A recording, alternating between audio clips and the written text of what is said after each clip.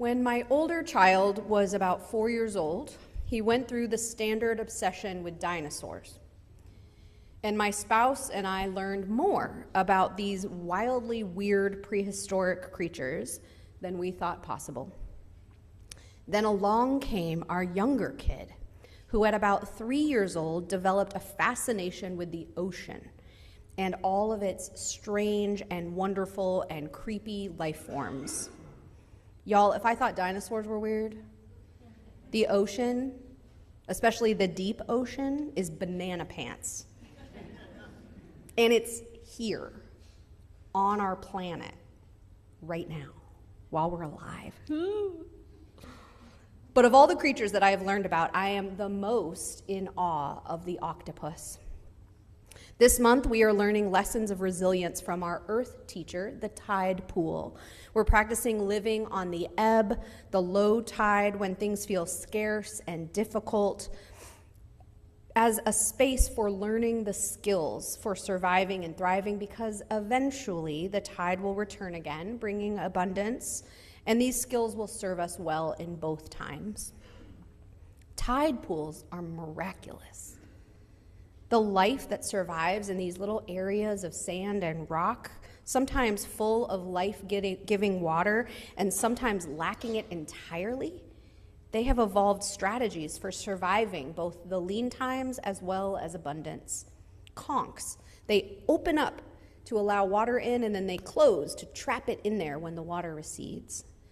Anemones, I didn't even realize they were animals. They can burrow into the sand, the wet sand, so that they stay wet. They also have a symbiotic relationship with algae that can keep it moist until the water returns. That ability to survive during the hard times, which means thriving during the easier times, is a lesson that we are all living through right now as a society.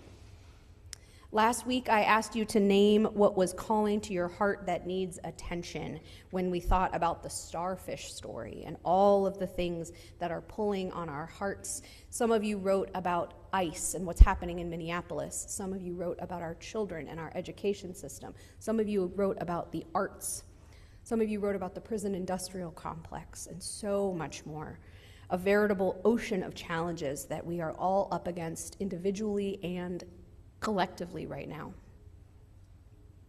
So back to another creature that my kid is obsessed with, and one that can be found in those tide pools, the octopus. At first glance, octopuses are at a complete disadvantage. They have soft, squishy bodies. They have no shell or teeth or claws. They have this little beak underneath their, what we think is their head. It's actually their mantle. Ask my 7-year-old.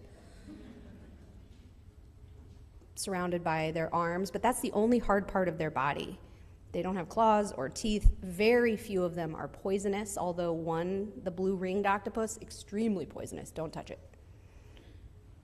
They're solitary. They don't have the benefit of a school or a group.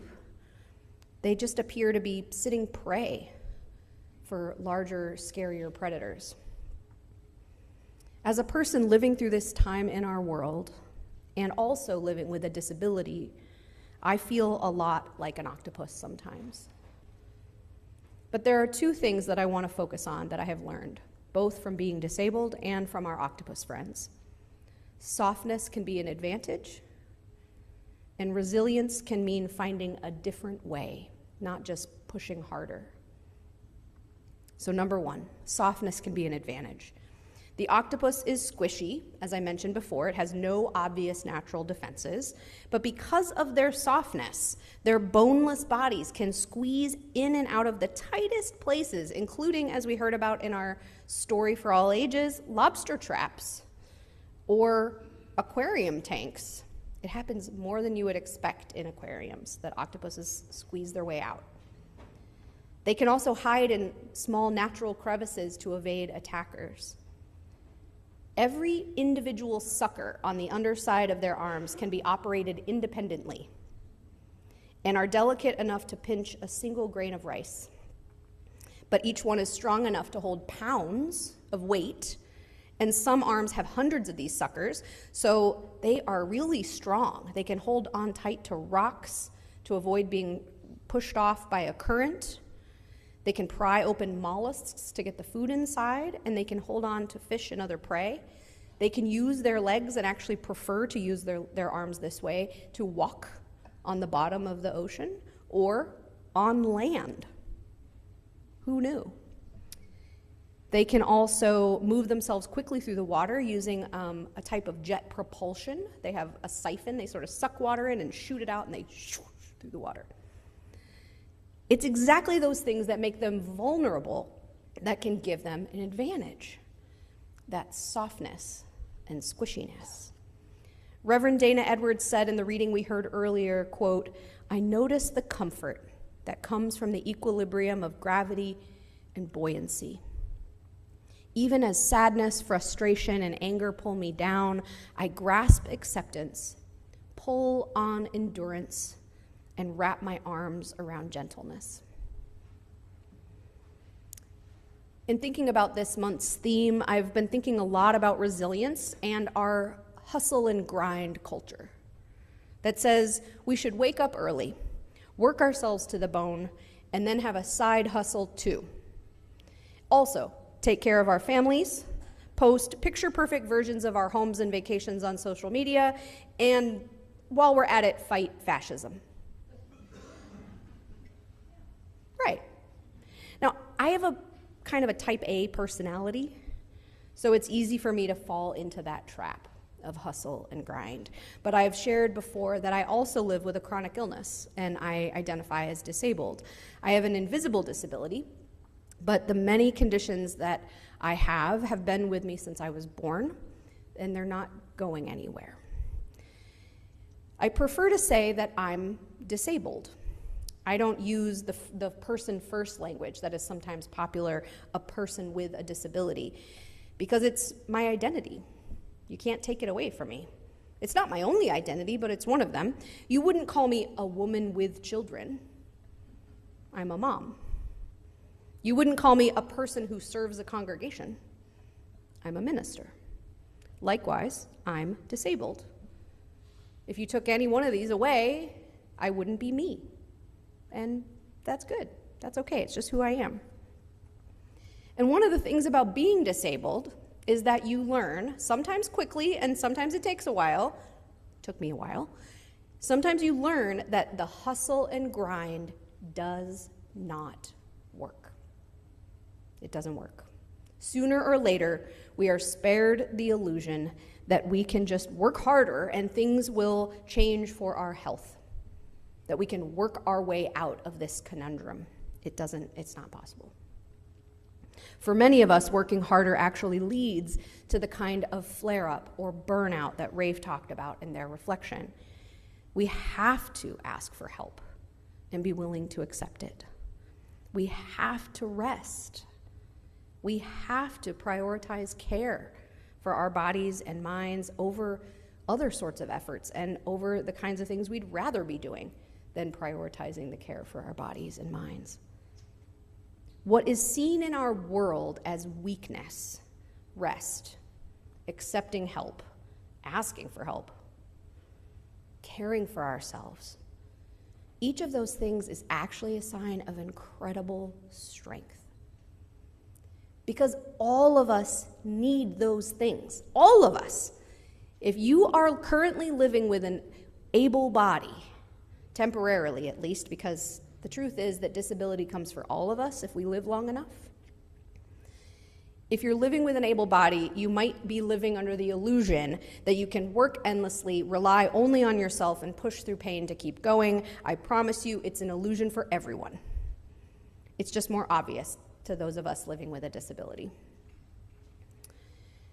So we learn those lessons of softness more effectively, usually because our body tells us very, very loudly.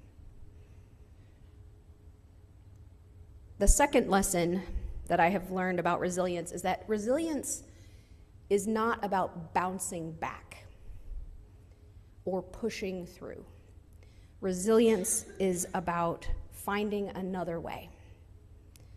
Hustle and grind just says, work harder, do more, try harder. But resilience says, find a different path, Find an easier path. There are many solutions to the same problem. Use your resources. The shark is one of the octopus's natural predators. Sharks are well-honed killing machines, but they're not very bright. They have one strategy: move fast, bite hard. So octopuses have developed countless strategies to evade these enemies and to catch their own prey. Like I said earlier, octopuses are super smart. They are the most intelligent invertebrates on Earth, as far as we know. They have 9 brains, one in that center part of their body, the mantle, and one for every arm, which allows them to independently control everything so easily. They can regrow their arms, as we learned in the Inky story. Some octopuses, like the coconut octopus, use broken coconut shells or mollusk shells or even human litter to create tools and protective shields. They'll kind of cover themselves up with these things. They're the only tool-making invertebrate on Earth. They have an incredible ability to change their skin's colors and textures to match the surroundings. They even can mimic other predators. They make themselves look like a predator so that a predator swim guy doesn't want to attack them. The ink that they squirt is not just a cloud. Often it is shaped like themselves so that the predator will attack that shadow as they shoot off into the water. Lots of different strategies, lots of ways around the problem. When one's body or brain does not work the way society insists it must, we have to find another way. Now, don't get me wrong. Being disabled, having chronic illness, living with pain or mental health challenges, or any of the things that fall in this umbrella is hard. It's hard. It is not something that any of us asked for or wanted. Most of us would be happy to hand these conditions back to the universe if given the chance. But I do believe that, like the octopus, the challenges inherent in a life with disability can bring resilience. I have developed self-advocacy, self-awareness, and self-care skills that some people will never learn. Not to brag, but I can navigate our broken-ass healthcare system like a boss. Reverend Hannah says I should have a podcast in which I help people solve their medical mysteries. Because I have had to figure out so many of my own medical mysteries, I'm really good at it. It's a bizarre skill that I have learned. I recently realized some of the other gifts of resilience that I didn't even realize I had because of my disability. I follow a married couple online. Shane is a disabled man with amyotrophic lateral sclerosis, ALS, which is a form of muscle degeneration, and his wife, Hannah, is able-bodied. They share on social media what their life is like. They're considering growing their family and having children, and people have been commenting on their page nasty things about how Shane is not fit to be a parent because of his disability. They asked people who follow them to comment if they are a parent with a disability or if they had parents with disabilities so that they could hear our perspectives. So I commented, and what I wrote surprised even myself. I said that parenting is the hardest thing I have ever done. Now, I thought I knew how hard it was going to be, but it is more physically, mentally, and spiritually grueling than I could have possibly imagined. Adding disability to that is even more challenging. So I don't want Shane and Hannah to feel like, no big deal, it's fine. It's not. But I also shared that my disability has allowed my children to see what community care looks like, what people showing up for our family looks like, what prioritizing rest and self-care looks like, even while we care for them. My disability has opened up conversations for our family to talk about diversity, how everybody has different experiences and needs. We've been able to talk about respect and compassion. My kids have developed empathy that they would not have needed to develop without a disabled mom. Am I glad that I'm disabled? No. Do I think God gave me a chronic illness to teach me or my children some important lesson? Hell no. No. I reject any theology that says that pain or suffering is some sort of special gift or challenge. That's bullshit. I try not to swear a lot from the pulpit, but if God is handing out disabilities like lessons, then that God is a jerk. Let's just be clear about that. But I am also not sorry that these beautiful dinosaur and ocean-loving children have received these gifts alongside these challenges. Resilience means finding another way. Don't work harder, work smarter. Don't push through, rely on your community. Don't beat yourself up. Develop compassion for yourself and for everyone else who is dealing with challenges in their lives. We all have challenges. If I have learned nothing else from being your minister, it is that every one of us is holding something. Whether it's health-related, job-related, caregiving, stress, fear about the state of the world, or something else, the challenges are here to stay. Sometimes they flow, sometimes they ebb, but we will not find a promised world or life where there are no challenges. No pain or obstacles or grief or fear.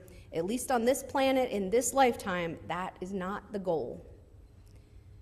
But being like the octopus, soft and flexible, willing to hide when we need to, and willing to explore when we can, using our skills and our minds and finding and creating connections.